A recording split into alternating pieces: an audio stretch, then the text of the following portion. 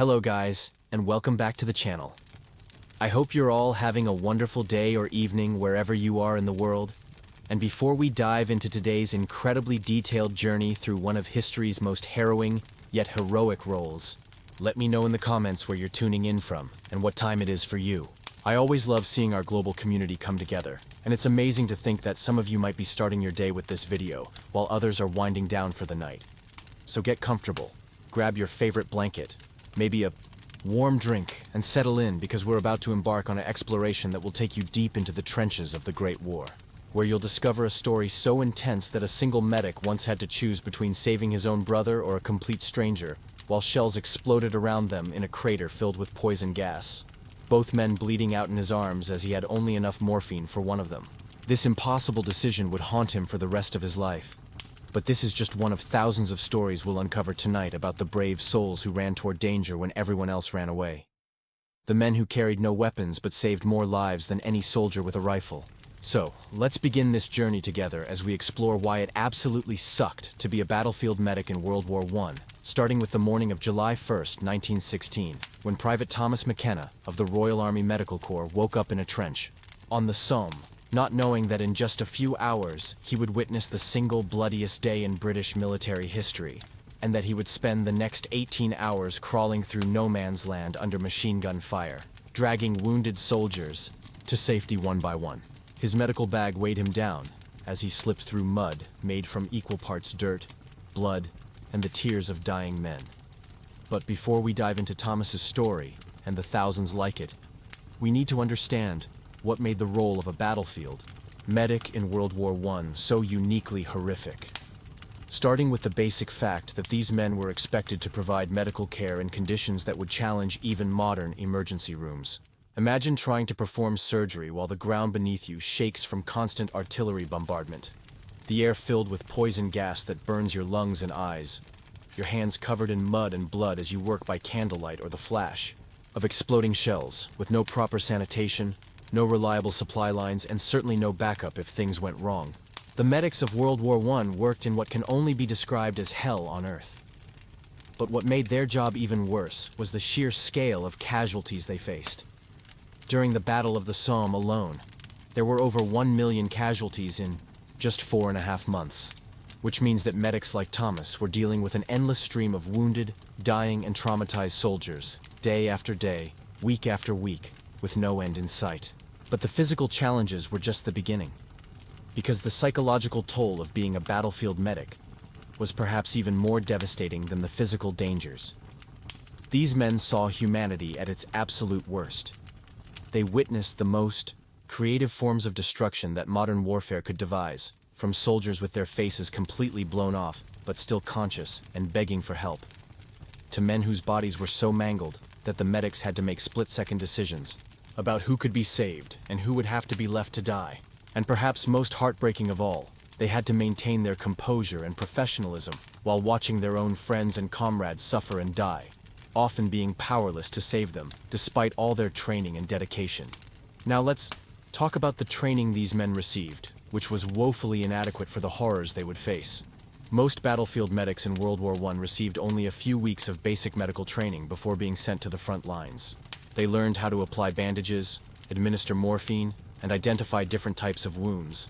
But nothing could have prepared them for the reality of treating soldiers who had been caught in machine gun crossfire, hit by artillery shells, or exposed to chemical weapons.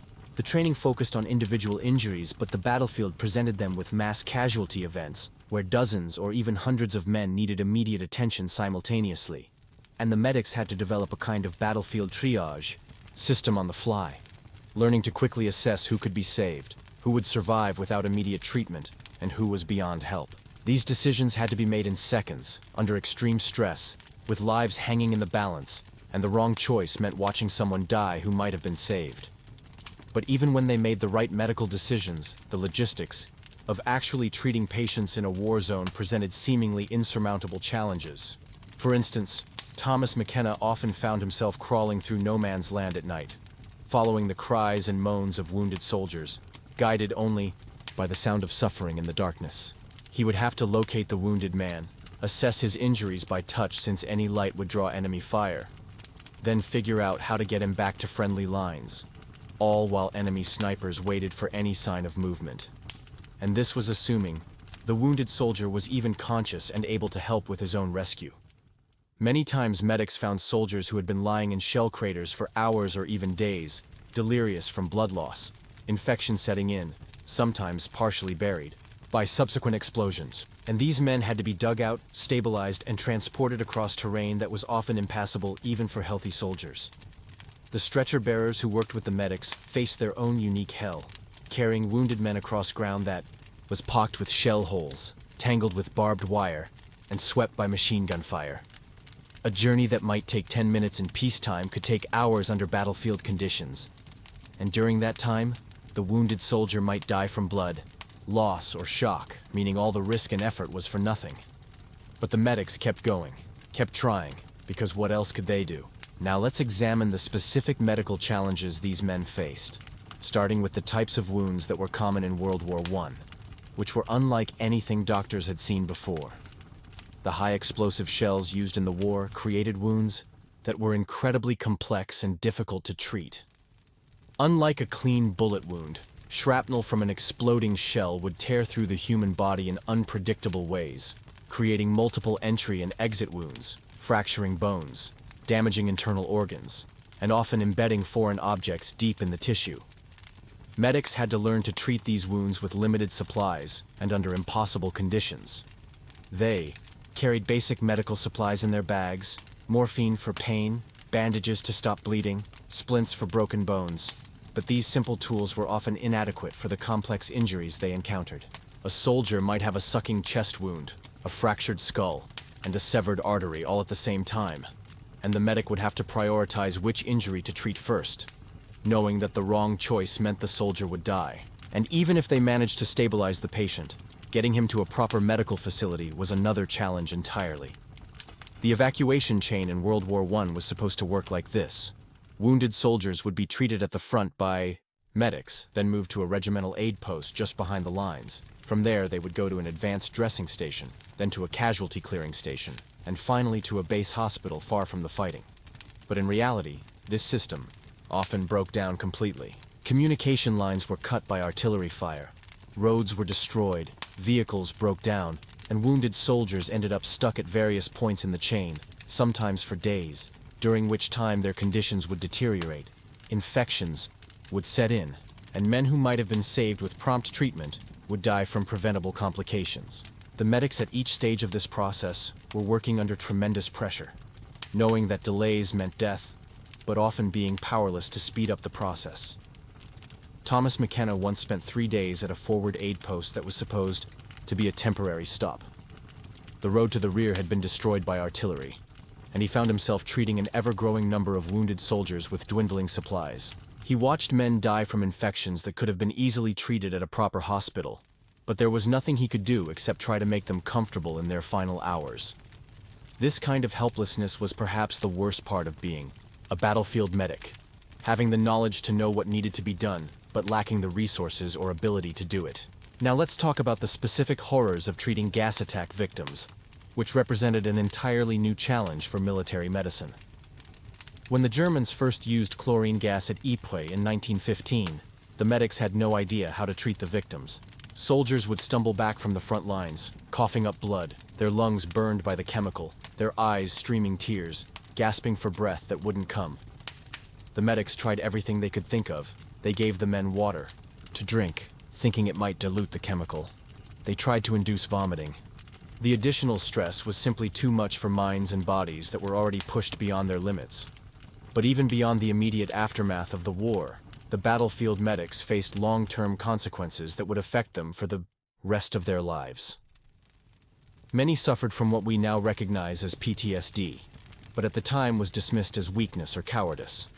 They had nightmares, flashbacks, panic attacks, depression, and other symptoms that made it difficult for them to readjust to civilian life. Thomas McKenna, for example, couldn't sleep without medication for years after the war. He would wake up screaming, thinking he was back in the trenches, hearing the cries of wounded soldiers, and during the day, he would sometimes freeze up at unexpected sounds. A car backfiring would send him diving for cover, thinking it was incoming artillery. He couldn't stand crowded places because they reminded him of casualty clearing stations. And he had difficulty maintaining relationships because he had seen so much death and suffering that normal human problems seemed trivial by comparison. How do you complain about a bad day at work to someone who spent 4 years watching teenagers die in agony? How do you get excited about a sports game with someone who has seen humanity at its absolute worst? The battlefield medics returned from war changed men, and many of them struggled to find their place in a world that had moved on while they were gone. They had missed years of normal life, years of career development, years of building relationships and starting families, and they came back to find that the world had continued without them. That their civilian peers had advanced in their careers, gotten married, had children, bought houses, while they had been crawling through mud and blood trying to save lives, and society didn't know how to handle their experiences. People either wanted to hear war stories, treating the medics' trauma as entertainment, or they wanted the veterans to just forget about the war and move on, as if 4 years of horror could simply be put aside and ignored. Very few people understood the unique psychological burden that battlefield medics carried. The guilt of not being able to save everyone. The memories of making life and death decisions under impossible circumstances.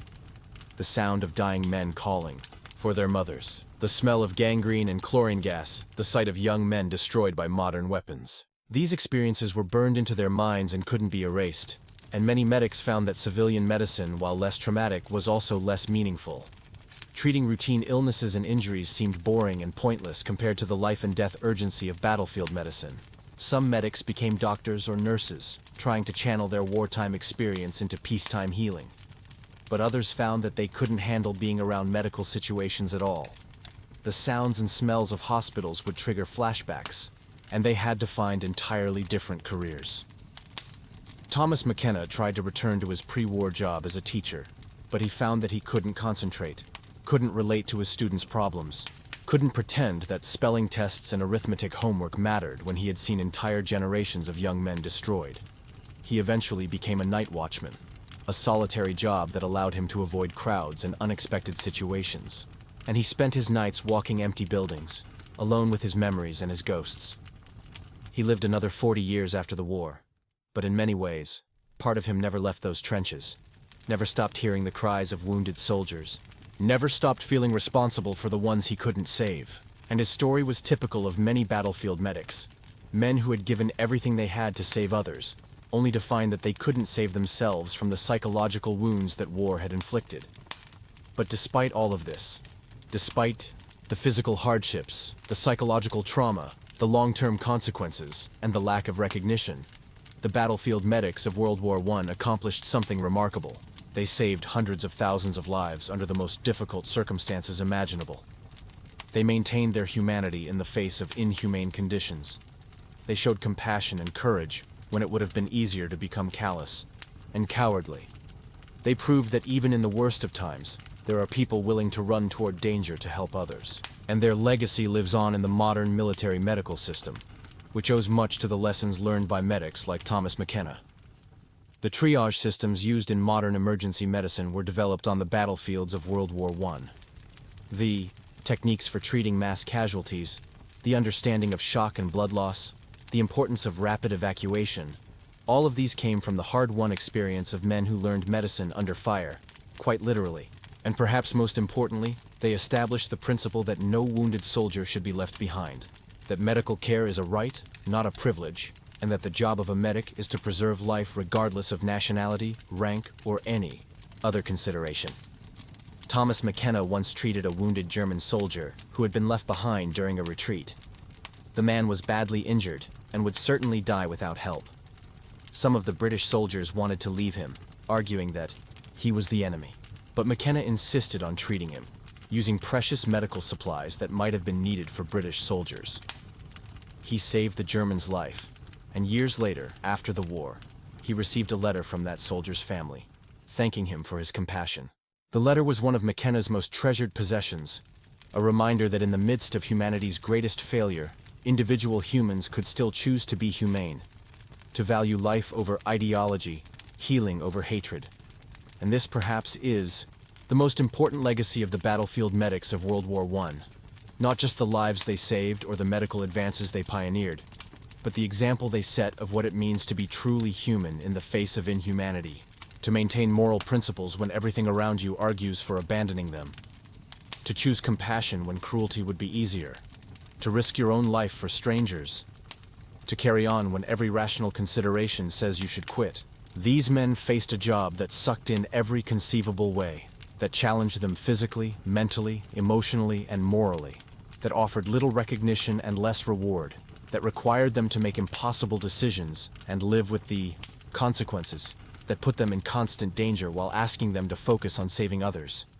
And yet they did it, day after day, year after year, until the war finally ended. And then they carried the burden of their experiences for the rest of their lives, never fully recovering from what they had seen and done, but never regretting their choice to serve, to help, to heal. Because in the end, that's what being a medic means, putting the welfare of others ahead of your own. And the battlefield medics of World War I exemplified this principle under the most extreme circumstances in human history. But let's go deeper into some of the specific stories that illustrate just how terrible and heroic their experiences were. Starting with the story of Corporal James Henderson, a Scottish medic who served with the Highland Light Infantry. Henderson was known among his fellow soldiers for his incredible bravery, but also for his gentle manner with wounded men. He had a way of talking to injured soldiers that calmed them even in the worst circumstances. His voice was soft and reassuring, and he would often sing Scottish folk songs to men who were dying, helping them find peace in their final moments. But Henderson's most famous act of heroism came during the Battle of Passchendaele in 1917, one of the most horrific battles of the entire war. The fighting had been going on for months, and the battlefield had become a nightmare landscape of mud, shell holes, and corpses. The rain had been falling for weeks, turning the ground into a swamp where men and horses would sink and disappear entirely. Henderson was working at an advanced dressing station when word came that a British attack had failed and that there were wounded men scattered across no man's land. But the area was still under heavy fire from German machine guns, and it would be suicide to attempt a rescue during daylight. So Henderson waited until nightfall, and then set out alone, crawling through the mud and wire, following the sound of wounded men calling for help. He spent the entire night in no man's land, finding wounded soldiers one by one, treating their injuries as best he could in the darkness, and then dragging them back to safety. He made 11 trips that night, saving 11 men who would otherwise have died. But on his 12th trip, he found a young soldier, barely 18 years old, who had been shot in the chest and was drowning in his own blood. The boy was conscious and terrified, begging Henderson not to leave him. But Henderson had used up all his medical supplies on the previous rescues. He had no morphine left, no bandages, nothing to ease the boy's suffering. So he did the only thing he could do. He held the boy in his arms and sang to him Scottish lullabies that his own mother had sung to him when he was a child. And he stayed with that boy until he died, cradling him like a baby, singing softly in the darkness while shells exploded around them. They applied wet cloths to the soldiers' faces, but nothing worked. The men would spend hours or even days dying slowly, drowning in their own fluids as their lungs filled with liquid, and the medics could only watch, knowing that every breath was agony for these soldiers. As the war progressed and both sides began using more sophisticated chemical weapons, the medics developed better treatments.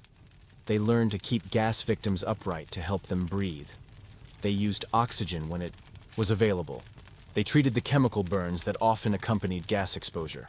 But even with better knowledge, treating gas victims remained one of the most heartbreaking aspects of battlefield medicine, because there was often little that could be done except try to ease the suffering.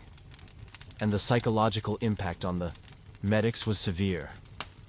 Watching young men die slowly from chemical poisoning was a horror that many medics carried with them for the rest of their lives. Thomas McKenna later wrote that the sound of gas victims struggling to breathe was worse than the sound of artillery fire, because at least the shells killed quickly. But we haven't even talked about one of the most challenging aspects of being a battlefield medic, which was dealing with the mental and emotional casualties of war. What we now call PTSD was not understood at the time. Soldiers who broke down mentally were often accused of cowardice or malingering. But the medics saw the reality of psychological trauma every day.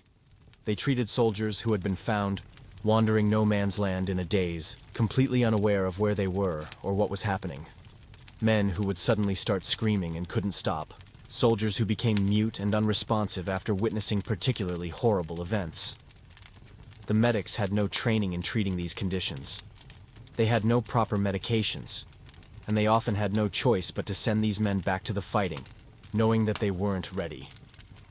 But the army needed every man it could get, so soldiers with what was called shell shock were often given a few days' rest and then returned to duty, only to break down again. And the medics would see the same faces coming through their aid stations over and over, each time a little more broken, a little less human. And this took its own toll on the medics, who began to question whether they were helping these men, or just enabling their continued suffering. The moral complexity of battlefield medicine in World War I was something that no amount of training could have prepared them for. They were supposed to heal and help, but they found themselves part of a machine that was designed to destroy human life on an industrial scale, and the contradiction between their mission and their reality was a source of constant psychological stress. Thomas McKenna wrote in his diary that he sometimes felt like he was just patching men up so they could be sent back to be destroyed again. And this feeling of futility was common among battlefield medics. They saved lives, yes, but those same lives were often lost a few weeks or months later when the soldiers returned to combat. And the medics began to wonder what the point was, whether their efforts made any real difference in the grand scheme of the war. But despite these doubts, they kept working, kept trying to save every life they could, because the alternative was to give up entirely, and that was unthinkable. Now let's examine the physical conditions that battlefield medics worked in, which were almost unimaginably harsh. The trenches of World War I were not the clean, organized positions that you might see in movies. They were muddy, rat-infested ditches that flooded regularly, filled with the stench of unwashed bodies, human waste, rotting food, and decomposing corpses. The medics had to treat wounded soldiers in these conditions, often working by candlelight, or the light of oil lamps, with mud up to their knees and rats running over their feet. Sterilization was nearly impossible, infection was constant, and the medics themselves were often sick with various diseases, from trench foot to dysentery to influenza. They were expected to maintain medical standards in conditions where basic hygiene was impossible. And this led to frustrating situations where soldiers would survive their initial wounds only to die from infections that could have been prevented in a proper medical facility. The medics knew this. They understood that many of the men they lost died from preventable causes, but they were powerless to change the conditions they worked in. Thomas McKenna once treated a soldier with a relatively minor shrapnel wound in his leg. The man should have recovered easily, but the wound became infected in the unsanitary conditions of the trench. Despite McKenna's best efforts to keep it clean, the infection spread. The soldier developed gangrene, and McKenna was forced to amputate the leg with a rusty saw, using whiskey as an anesthetic. The soldier survived the amputation but died 2 days later from shock and blood loss. And McKenna blamed himself, even though there was nothing more he could have done given the circumstances. This kind of second-guessing was common among battlefield medics. They would replay every decision, every treatment, wondering if they could have done something different, something better. And the weight of all those lost lives accumulated over time, creating a psychological burden that many medics carried for the rest of their lives. But the physical conditions were just one aspect of the challenge. The medics also had to deal with the constant threat of enemy action. Unlike regular soldiers who could take cover when under attack, medics often had to continue working even when shells were falling around them. They couldn't abandon wounded soldiers, so they would continue their treatments while explosions rocked the ground beneath them. And many medics were killed or wounded while trying to save others. Thomas McKenna was injured 3 times during his service. Once by shrapnel from a shell that landed near his aid station. Once when a sniper's bullet grazed his shoulder as he was carrying a wounded soldier. And once when he was caught in a gas attack while treating gas victims, unable to put on his mask because he was performing mouth-to-mouth resuscitation on a dying soldier. Each time he recovered and returned to duty, because the need for medics was constant and desperate. But these experiences took their toll, and by the end of the war, McKenna was a changed man. His hands shook constantly from what was probably PTSD. He had lost significant weight from the stress and poor nutrition, and he suffered from chronic respiratory problems from repeated gas exposure. Yet he considered himself one of the lucky ones, because he had survived. Many of his fellow medics had not. The casualty rate among battlefield medics was actually higher than among regular infantry soldiers, because they took the same risks as combat troops, but with the additional danger of having to expose themselves to help the wounded. And unlike soldiers who could sometimes take cover or retreat, medics were bound by their oath to help anyone who needed it, regardless of the danger to themselves. This dedication was both admirable and tragic, because it meant that some of the bravest and most compassionate men of their generation were killed while trying to save others, and their deaths often went unrecognized because they weren't fighting in the traditional sense. They were just trying to heal, to help, to preserve life in the midst of unprecedented destruction. But their courage was just as real as that of any combat soldier, and in many ways, their burden was heavier, because they saw the true cost of war in a way that few others did. They saw every wound, every death, every moment of suffering, and they carried that knowledge with them long after the fighting ended. Speaking of the end of the war, many people assume that the armistice on November 11, 1918, brought relief to the battlefield medics. But in reality, their work was just beginning. The immediate aftermath of World War I saw a massive influenza pandemic that killed millions of people worldwide. And the medics who had survived 4 years of battlefield medicine now found themselves fighting a different kind of enemy, one that couldn't be stopped with bandages or morphine.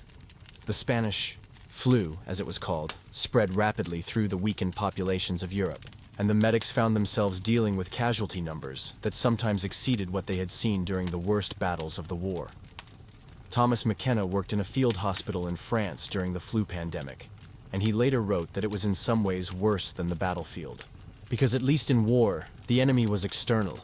You could see the shells coming. You could take cover from machine gun fire. But the flu was invisible. It struck without warning, and there was nothing the medics could do except try to make the victims comfortable as they died. Healthy young men would report to the hospital in the morning with mild symptoms and be dead by evening. And the medics watched helplessly as soldiers who had survived years of combat were killed by a microscopic enemy they couldn't even see. The psychological impact of this was devastating for men who had already endured years of trauma. They had thought the worst was over, that they had survived the war and could begin to heal. But instead, they found themselves facing a new kind of horror, one that made their hard-won medical skills seem useless. And many medics who had held up remarkably, well, during the war, finally broke down during the pandemic.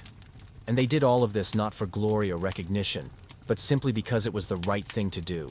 Because human life had value, because suffering demanded a response, because someone had to care, even when caring seemed pointless, even when the odds were hopeless, even when no one would remember or appreciate their efforts.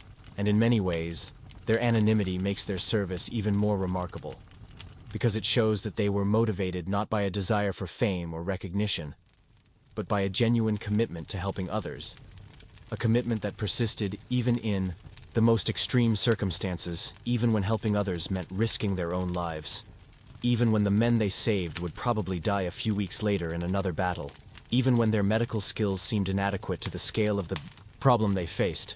They kept trying, kept caring, kept believing that individual acts of compassion mattered, even in the midst of industrial-scale destruction. And this brings us to another crucial aspect of the battlefield medic experience that we haven't fully explored yet, which is how these men dealt with the constant presence of death. Not just the death of strangers, but the death of friends, colleagues, and in some cases, their own family members. Because the war was so vast and lasted so long that many families had multiple members serving, and it was not uncommon for medics to find themselves treating their own brothers, cousins, or childhood friends. Imagine the horror of crawling through no man's land to rescue a wounded soldier, only to discover that the man crying out in pain is your own brother. This actually happened to Thomas McKenna during the Battle of Arras in 1917, when he heard a familiar voice calling for help from a shell crater about 50 yards from the British lines. The voice was weak and desperate, but McKenna recognized it immediately. It was his younger brother Patrick, who had enlisted in the same regiment 6 months earlier. McKenna's heart stopped as he realized what this meant. His brother was wounded, possibly dying, lying in no man's land where any attempt at rescue would draw immediate fire from German snipers. But McKenna didn't hesitate. He gathered his medical supplies and began crawling toward the sound of his brother's voice, using the cover of darkness and the irregular terrain to avoid detection. It took him nearly an hour to reach the crater. where Patrick lay, and what he found there nearly broke his spirit. His brother had been caught in an artillery blast that had killed 3 other soldiers instantly. Patrick's left leg was nearly severed, hanging by a few strips of muscle and sinew. His abdomen was torn open by shrapnel, and he was bleeding heavily from multiple wounds. He was conscious, but delirious from blood loss. And when he saw Thomas, he smiled, and said he knew his big brother would come for him. Just like when they were children, and Patrick would get into trouble. Thomas worked frantically to stabilize his brother's wounds, using every trick he had learned, every technique he had developed during his months of battlefield medicine. He tied off the major arteries to slow the bleeding, packed the abdominal wound with bandages, splinted the damaged leg, and administered morphine to ease Patrick's pain. But even as he worked, Thomas knew it wasn't enough. The injuries were too severe, the blood loss too great. Patrick needed immediate surgery in a proper hospital, but they were trapped in a shell crater in no man's land, with German snipers waiting for any sign of movement, and the nearest aid station was hundreds of yards away across open ground. Thomas faced an impossible choice. He could try to carry his brother back to safety, but the movement would almost certainly draw fire and they would both be killed. Or he could stay with Patrick and try to keep him stable until help arrived. But help might not come for hours, and Patrick was dying slowly with each passing minute. In the end, Thomas made the only decision he could live with. He stayed with his brother, holding him close, talking to him about their childhood, about the farm where they had grown up, about their parents and their plans for after the war. He told Patrick that he loved him, that he was proud of him, that their parents would be proud of him too. And Patrick smiled and said that he wasn't afraid anymore, that having his brother there made everything all right. They spent the night together in that shell crater, 2 brothers far from home, surrounded by death and destruction, but finding comfort in each other's presence. Patrick died just before dawn, slipping away peacefully in Thomas's arms. And Thomas carried his brother's body back to the British lines, tears streaming down his face, his heart broken not just by the loss of his brother, but by the senseless waste of young life that the war represented. Patrick was 21 years old when he died, full of hopes and dreams that would never be realized. And Thomas knew that he was just one of thousands of young men who would never go home, never marry, never have children, never live the lives they had planned. And the worst part was that it all seemed so pointless, so unnecessary. The ground they were fighting for was just mud and wire, worthless except for the strategic advantage it might provide. And even that advantage was temporary, because the lines moved back and forth, territories were gained and lost, and men died for objectives that were abandoned a few weeks later. Thomas returned to duty the next day because that's what medics did. They buried their grief and kept working. But something had changed in him. The death of his brother had made the war personal in a way that all the previous suffering hadn't. And he found himself questioning everything. The war, the leaders who had started it, the society that had allowed it to happen, the God who had permitted such horrors to exist. But even in his despair, Thomas continued to serve, continued to save lives, because he knew that Patrick would have wanted him to keep going, to keep helping others, to keep believing in the value of human life, even when life seemed cheap and expendable. And this was perhaps the greatest tragedy of the battlefield medics' experience, that they had to find ways to keep caring, keep hoping, keep believing in humanity even when humanity seemed to have lost its way completely. They saw the worst that human beings could do to each other, the incredible creativity that went into developing new ways to kill and maim, the industrial efficiency with which young men were processed from healthy recruits to mangled corpses. But they also saw the best of humanity, the incredible courage of soldiers who risked their lives to save their comrades, the compassion of enemies who helped wounded foes, the resilience of men who maintained their dignity and humanity, even in the face of unimaginable suffering. And somehow, the medics had to hold both of these realities in their minds simultaneously. They had to acknowledge the horror while still believing in the possibility of goodness. They had to witness the depths of human cruelty while still maintaining faith in human compassion. They had to see death everywhere while still fighting to preserve life. And this cognitive dissonance was perhaps more exhausting than any physical challenge they faced, because it required them to constantly redefine their understanding of what it meant to be human, what it meant to be good, what it meant to have hope in a world that seemed hopeless. Now, let's talk about another aspect of the medics' experience that is often overlooked, which is the relationships they formed with the soldiers they treated. These weren't just anonymous patients. They were individuals with names and stories and families, and the medics got to know many of them personally, especially those who were wounded multiple times and came through the aid stations repeatedly.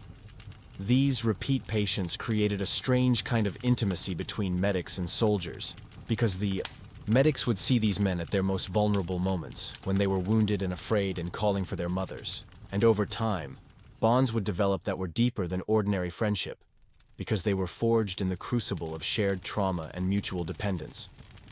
Thomas McKenna wrote about several soldiers who became almost like family to him. Men he treated multiple times, men whose stories he knew by heart, men whose fears and hopes he understood intimately. There was Private Johnny Morrison, a Scottish lad from the Highlands who was wounded 5 times during his service, each time returning to the front after a brief recovery. Morrison was barely 19 when the war started, but he had the kind of quiet courage that made other soldiers look up to him. He never complained about his wounds, never questioned his orders, never expressed fear even when he was facing almost certain death. But when he was wounded and lying in the aid station, he would transform into a frightened boy who missed his mother and his Highland home. He would tell McKenna about the mountains and lakes of his childhood, about the sheep his family raised, about the girl he planned to marry when the war ended. And McKenna would listen patiently, understanding that these conversations were a form of medicine as important as any bandage or morphine injection, because they reminded Morrison that there was a world beyond the war, a life worth fighting for, a future worth surviving for. Morrison's 5th wound was his last, a piece of shrapnel that punctured his lung and caused massive internal bleeding. McKenna worked for hours trying to save him, but the damage was too severe, and Morrison died calling for his mother, asking McKenna to tell her that he had been brave, that he had done his duty, that he loved her and missed her every day. And when the boy finally passed away, Henderson carried his body back to the British lines, because he couldn't bear the thought of leaving him alone in that terrible place. Henderson survived the war, but he was never the same. The memory of that night haunted him for the rest of his life, not because of the danger he had faced, but because of the boy he couldn't save, the one whose name he never even learned, but whose face he saw every time he closed his eyes. This was the burden that many medics carried, not just the men they saved, but the ones they couldn't save. The faces that stayed with them forever, and the knowledge that no matter how hard they tried, no matter how brave they were, it would never be enough. There would always be more wounded, more dying, more suffering than they could possibly address. But they kept trying anyway, because what else could they do? Another medic whose story deserves to be told is Private William O'Sullivan, an Irishman who served with the Royal Dublin Fusiliers. O'Sullivan was known for his sense of humor. Even in the darkest circumstances, he could find something to joke about. And his jokes and stories helped keep morale up among the wounded soldiers he treated. But O'Sullivan's humor masked a deep sensitivity and a profound understanding of human suffering. He had grown up in poverty in Dublin, and he understood what it meant to struggle, to face hardship, to feel forgotten by the world. And this understanding made him particularly effective at connecting with wounded soldiers who felt abandoned and afraid. O'Sullivan's most memorable experience came during the Battle of Messines in 1917, when a massive explosion from a mine collapse created a crater that trapped dozens of soldiers, both British and German. The explosion had been so powerful that it could be heard in London, and the crater it created was enormous, filled with debris, smoke, and the cries of buried men. O'Sullivan was part of the rescue team that descended into the crater to look for survivors. But the conditions were almost impossible. The air was thick with dust and smoke, making it hard to breathe. The ground was unstable and could collapse at any moment, and there was always the danger of secondary explosions. But O'Sullivan and his fellow medics worked for hours, digging through the rubble with their bare hands, following the sound of voices calling for help. They pulled out man after man, some alive, some dead, some so badly injured that they died within minutes of being rescued. And throughout it all, O'Sullivan kept up a steady stream of jokes and stories, trying to keep spirits up, trying to give the other rescuers something to hold on to besides despair. He told funny stories about his childhood in Dublin. He made jokes about the officers.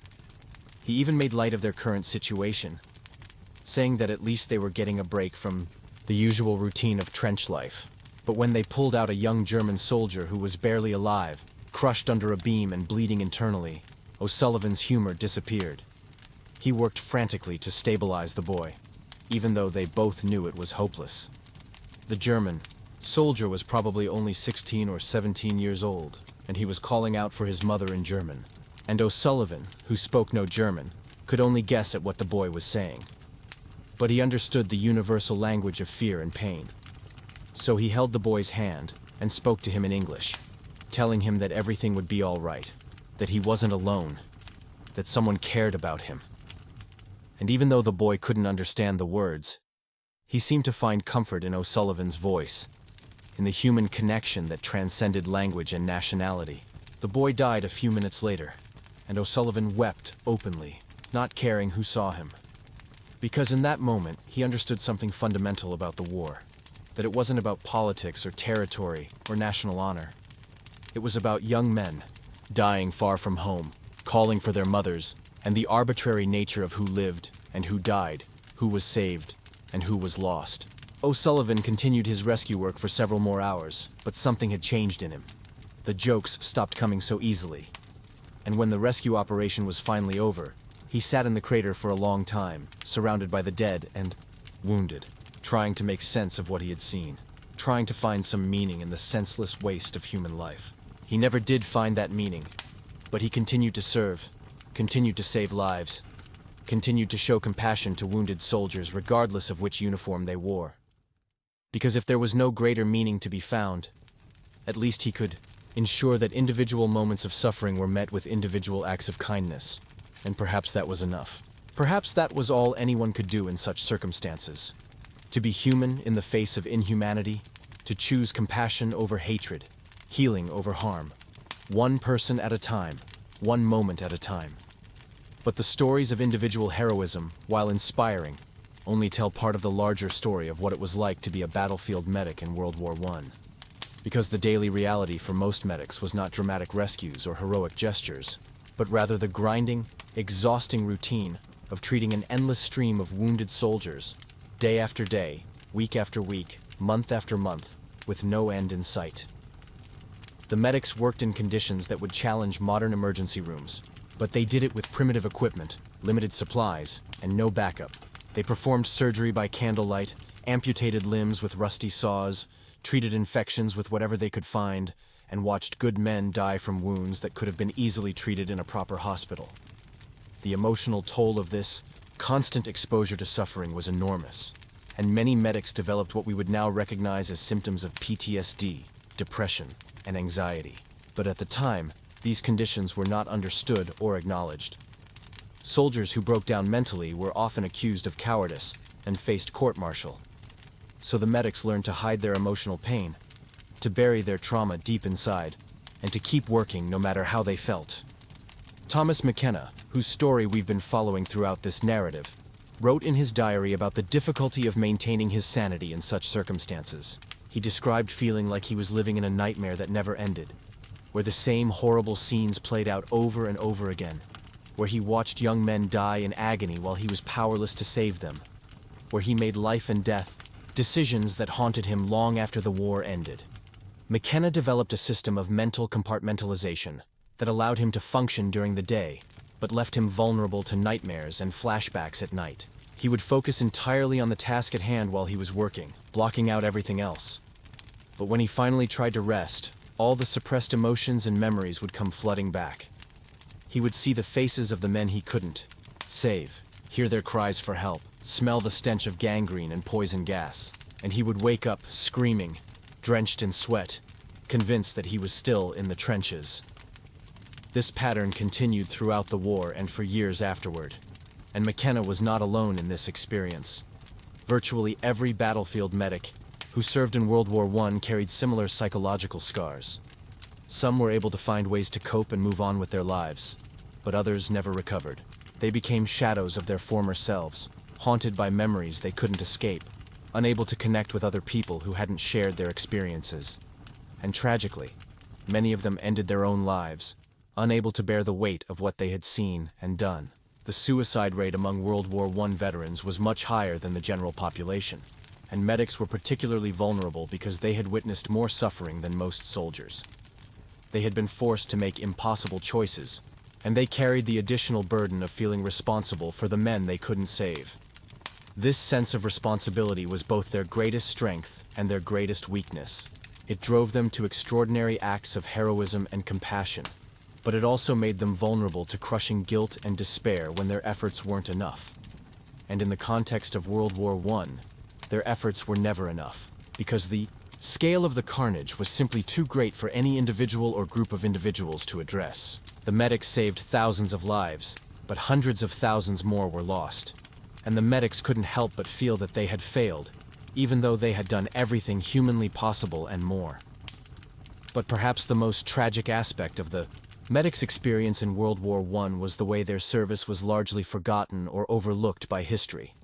The stories that are remembered from the war are usually about battles won and lost, about generals and their strategies, about the political decisions that shaped the conflict. But the individual acts of heroism and compassion performed by battlefield medics are largely forgotten. Their names are not on monuments. Their stories are not taught in schools. Their sacrifices are not commemorated on national holidays. Yet, they displayed as much courage as any soldier who charged into machine gun fire, as much dedication as any officer who led men into battle, as much love of humanity as any peace activist who opposed the war. They ran toward danger when others ran away. They chose to heal rather than harm. They showed compassion to enemies as well as friends. McKenna kept that promise, writing to Morrison's mother after the war to tell her about her son's courage, his kindness to his fellow soldiers, his dignity in the face of death. And the letter he received in return became one of his most treasured possessions, a reminder that his work had meaning beyond the immediate medical care he provided, that he was part of a human chain that connected families separated by war, that his compassion had ripple effects that extended far beyond the battlefield. But not all of the relationships McKenna formed with patients had such closure. Many of the men he treated simply disappeared, transferred to other units, evacuated to distant hospitals, or killed in action before he could learn their fate. And this uncertainty was another source of psychological stress for the medics, because they invested emotionally in these relationships. They cared about these men as individuals, and not knowing what happened to them was like losing a piece of themselves. McKenna would sometimes lie awake at night, wondering about former patients, hoping they had survived, fearing they had died, carrying the weight of dozens of unresolved relationships, dozens of stories without endings, dozens of faces that would haunt his dreams for the rest of his life. And this brings us to another crucial aspect of the medic's experience, which was the way that constant exposure to trauma gradually changed their perspective on life, death, and human nature. When you spend months or years watching young men die in agony, when you see the random, arbitrary nature of who lives and who dies, when you witness the incredible suffering that human beings can inflict on each other, it changes you in fundamental ways. Some medics became cynical and bitter, losing faith in humanity, in progress, in the idea that life has meaning or purpose. They had seen too much suffering, too much waste, too much cruelty to maintain their optimism about human nature.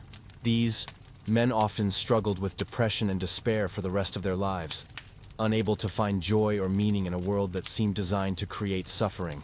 But other medics had the opposite reaction. They became more compassionate, more appreciative of life, more determined to make every moment count. They had seen how quickly life could be extinguished, how precious each breath was, how important it was to show kindness to others while there was still time. These men often became the most caring doctors, nurses, teachers, and community leaders of their generation, driven by a deep understanding of human fragility and a determination to use their remaining time to help others. Thomas McKenna fell into this second category. The war had broken him in many ways, but it had also revealed to him the incredible resilience of the human spirit, the capacity for love and sacrifice even in the worst circumstances, the way that individual acts of kindness could provide meaning and purpose even when the larger context seemed meaningless. He had seen soldiers share their last piece of food with wounded enemies. Medics risk their lives to save men they didn't even know. Officers sacrifice themselves to protect their men. And these moments of grace in the midst of hell convinced him that there was something in human nature worth preserving, worth fighting for, worth dedicating your life to serving. So when the war ended, McKenna made a conscious decision to focus, on healing rather than destruction, on building rather than tearing down, on love rather than hate. He became a teacher, dedicating his life to educating young people, hoping to prevent future generations from making the same mistakes that had led to the Great War.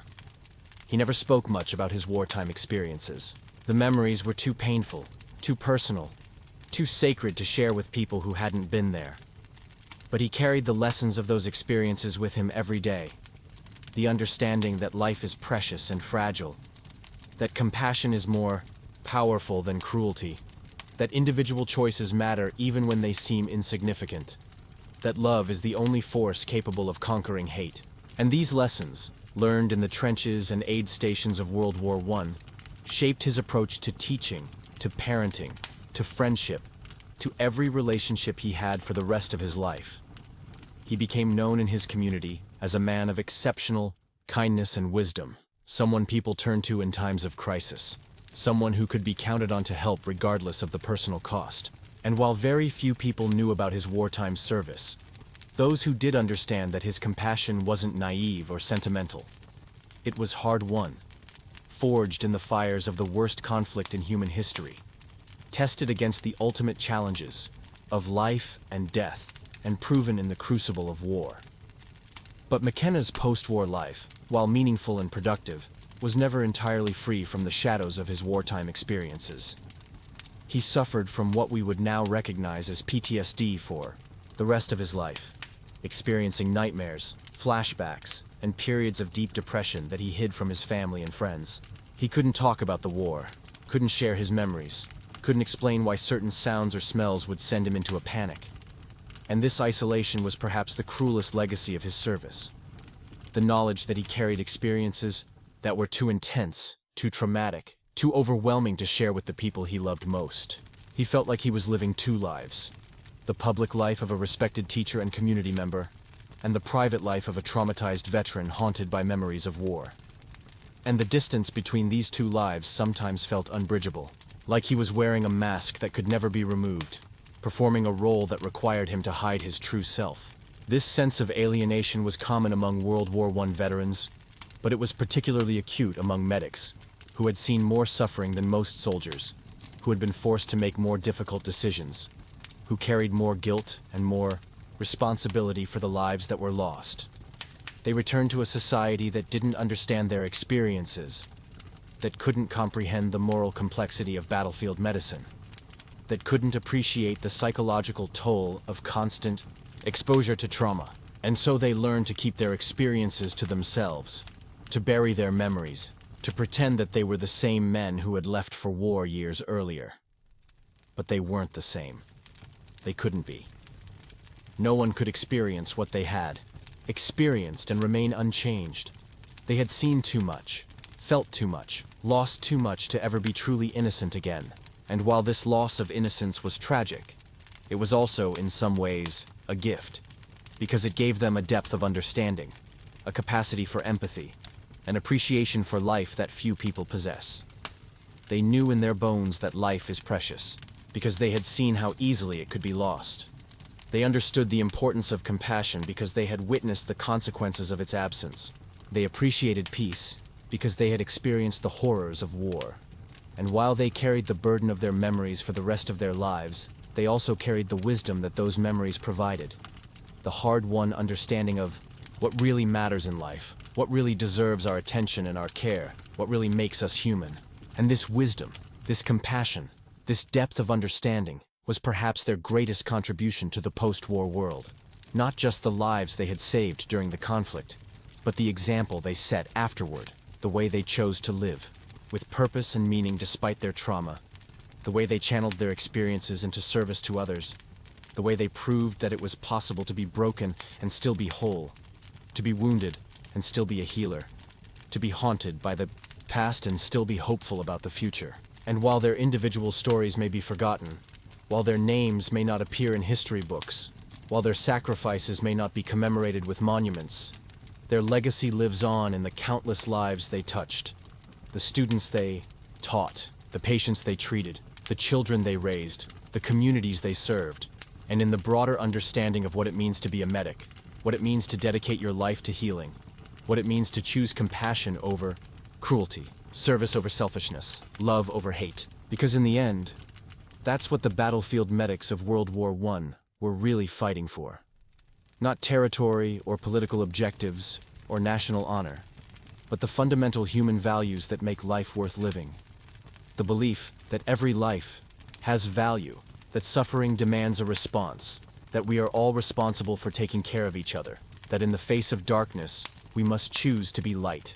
And these values, these principles, these beliefs are their true monument, their lasting legacy, their gift to future generations.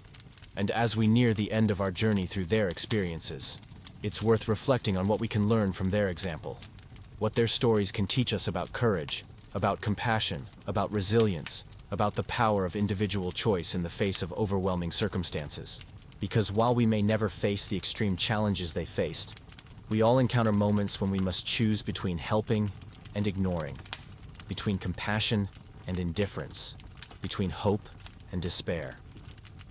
And in those moments, we can remember the battlefield medics of World War I, who chose to run towards suffering rather than away from it, who chose to heal rather than harm, who chose to preserve life rather than destroy it, who chose to maintain their humanity even when humanity seemed lost.